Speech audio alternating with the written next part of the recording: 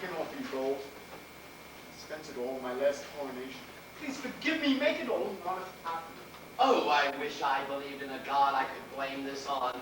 I know now why Rome does not allow us to interfere in local religious matters. For one thing, the mere sight of such ignorant evil must corrupt even the observer.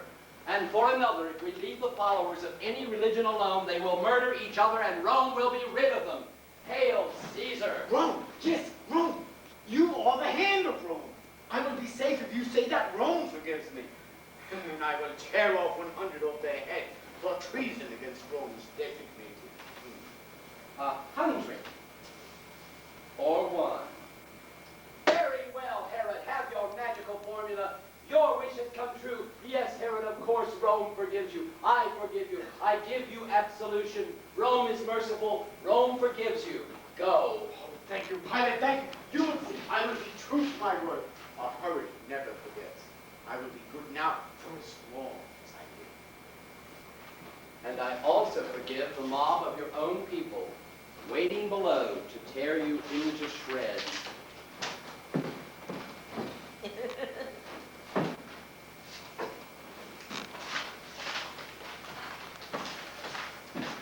Sir, are you ready to see your Judas now? Am I ready after that hopeless hysteric for a chance to educate a clean young mind? Yes, Claudius, I am ready. Send him in. Close that window. Send the crowd away. Get someone to hose down the courtyard. We're off schedule. Yes.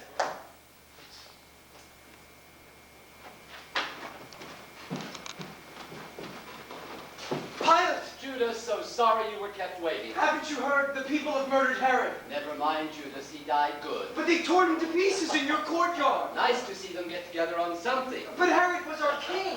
You put him over us as king. Well, then we must get you another. Don't touch that window. Judas, the careers of kings rise and fall like fountains splashing in a philosopher's garden. Now, having mentioned philosophy, tell me, sit down. Open your case. Take out your notebook. Close your case. Open your notebook and tell me, what were we discussing yesterday? You said today that we would inquire into the relationship between religion and money. Ah, good. Yes. Let's see. Let's begin with a hypothetical example. Suppose you found yourself in a jungle surrounded by ravenous cannibals. What would you do? I'm just an executive trainee. I don't know. Of course you do. You're an intelligent boy. You would invent God, and quickly too. You would convince those cannibals God did not want them to eat you. And if that worked, you might go on, always using God's authority and create sweeping social reforms. You might get them to feed their poor, treat each other fairly and kindly, keep their cities clean. You might improve their culture in every way. It would have every surface form of civilization.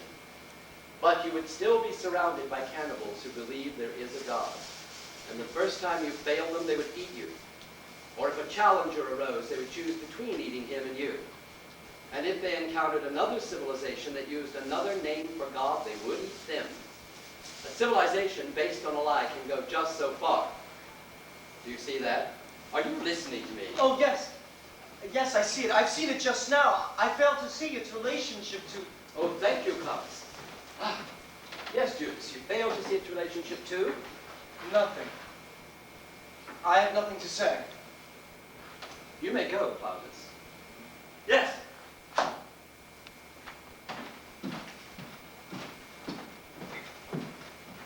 Now, Judas.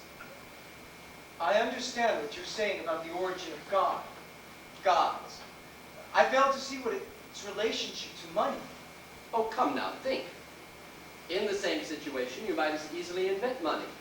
And similarly, your civilization would expand until it encountered one that did not use the same money. It's very difficult to talk to you about some things. You see, we are taught that our God is God, the one God. You were taught to save your money, too. And now it's worthless unless it's valued in Rome. Yes. You've said you'll take our God into your temple. and give him a Roman name. And he'll be popular, I'm sure. Gods of all nations find followings in Rome. And what, Judas? are all those gods lies? That would follow from our initial example, yes. And all those nations? By extension, yes, that follows. And is Rome a... Go ahead, Judas. Speak your mind. Very well. Isn't Rome a lie then, like any other nation? I ask this in the spirit of philosophical inquiry, which you yourself have taught me, Pilate. What a joy is a mind that is not afraid of truth. Yes, Judas, of course, Rome is a lie. It is the last necessary lie, but it is run by men who know the truth. You are training to be one of those men. If that is so, if I am to know the truth you speak of, then how is Rome different from any other nation? A lie. How is it better? How can a man like you give his life and other lives to it? It doesn't seem better, merely stronger. It doesn't seem to change anything. It didn't stop the killings today. Rome did not do today's killings. As for its superiority, watch. Fathers, yes!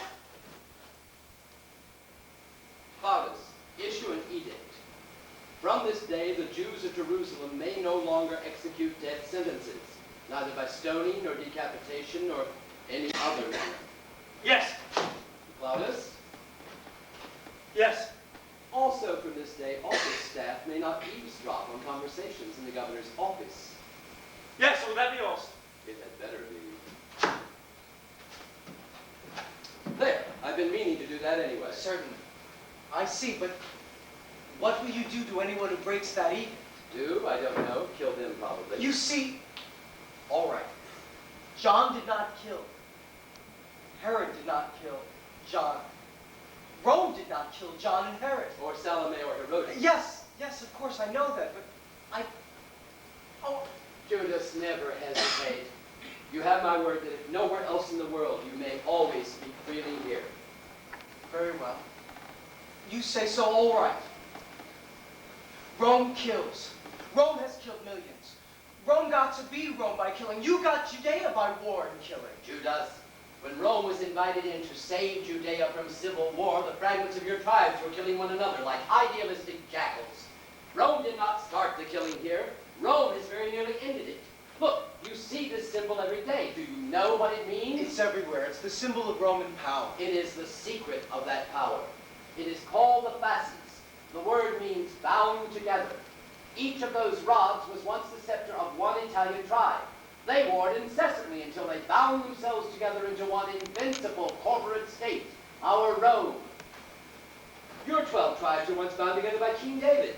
Then Judea ruled the Mediterranean. But there was a terrible error in its organization. It was bound by a belief in religious rigmarole. You've seen today what follows from all that. Superstitious squabbling and slavery. And are Romans any less superstitious slaves because you worship a man and call him God? Oh, I know. I have it here in my notebook. Caesar saved Rome from tyranny under Pompey. Cassius saved Rome from tyranny under Julius Caesar. Mark Antony, for whom this very fortress tower was named. Did you know that, Judas? Saved Rome from tyranny under Cassius. They would have all gone on saving Rome from one another until there was no Rome left to save. But Octavian, when he saved Rome from tyranny under Mark Antony, had the sense to declare himself a god. No one, you see, could accuse a god of tyranny. Wasn't that clever? The result is that for 60 years, Rome has existed without a necessity for a major tyrannectomy. So, no one believes it. The second generation usually does. So Rome is a lie. Judea is a lie. You are asking me, us, me to give up one lie to accept another? I am asking mankind to discontinue defining itself as races and religions, classes and clans. Each such definition is a declaration of war. I am asking mankind to bind itself together into one world. Oh, you're right. You're right. There is only one way. Rome is the most successful organizing force in the history of mankind. You must be right.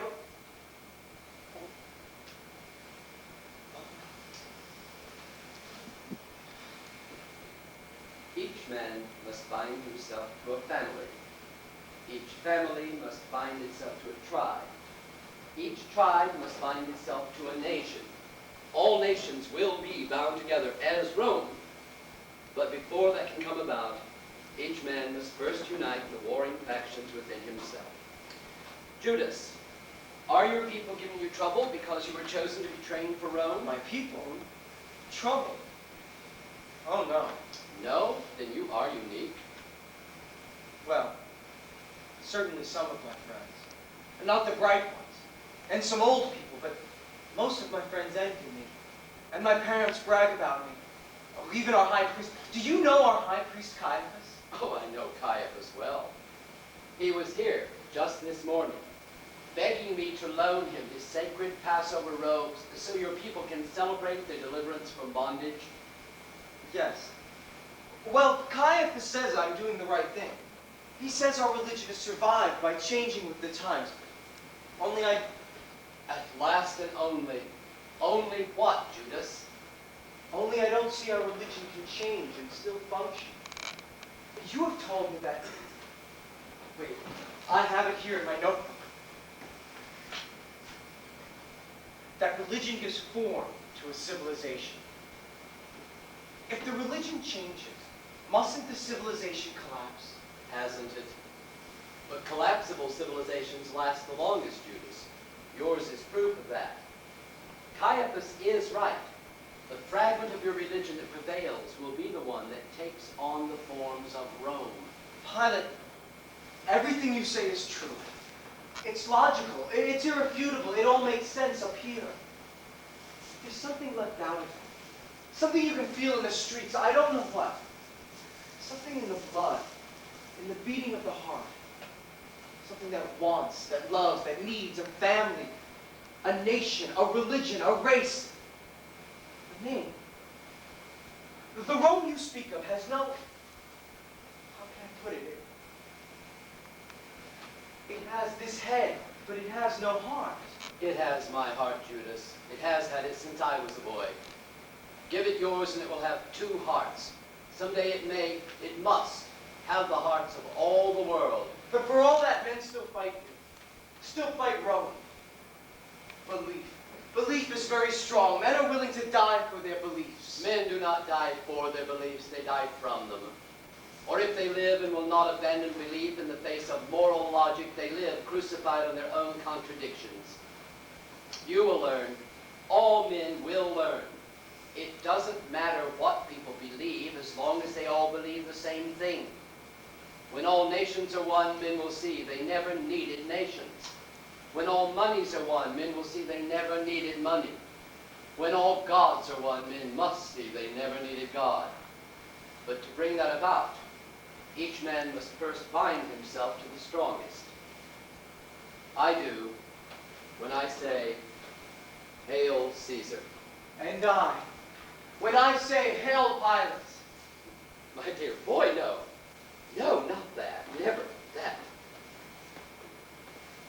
Now, think and speak again. I was taught to say, Hail Judea. Hail Herod. I no longer say those. And you cannot yet quite bring yourself to say, Hail Caesar. No. No, I cannot. You have time, Judas. We're at peace in Judea now.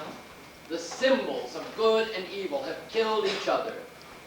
If we could look through the roofs of those mud huts, we would see happy families preparing for a ritual holiday. Barbarians! Barbarians! Barbarians! Mary, what are you doing? Here the war is over. Judea is part of Rome. Jesus, the Romans have murdered John in Jerusalem. Awake! Pilate, Yes, Judas, you hope so? We'll have the Romans on us. but I hope I may hope so. We have the Romans on us. Honest Judas. Mary, be still. Come, let me show you the plans that have come from Rome. Jesus, awake! The plans for the Pantheon. Let the boy rest. The temple of all the gods. Rest